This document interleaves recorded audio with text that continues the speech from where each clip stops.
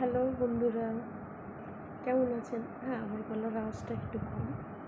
তাই আজকের একটা ভালো কিছু নিয়ে এসেছি, যেটা বলবো বলে।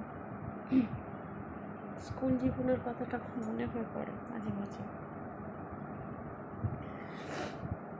এই চুলগুলো খুব ডিস্টার্ব করছে, তাকে এসে পড়ছে, তো সেটা বলবো বলে।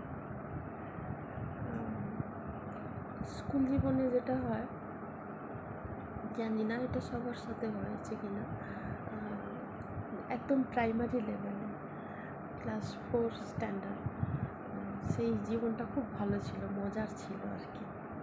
তো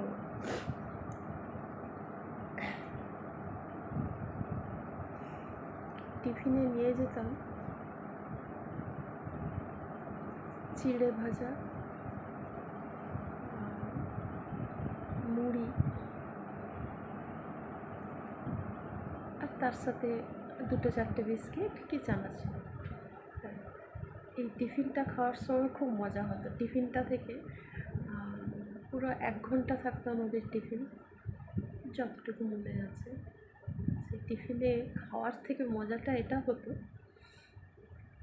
আমরা যে আম খাই, আমের ভেতরের যে অংশটা, বিচেটা, সেটা বাঁশি করতাম, মানে সামনে পেছনে খুব করে মসৃণ করে ওই দেওয়ালে ঘিসে ঘিসে না বাঁশি করতাম, বাজাতাম।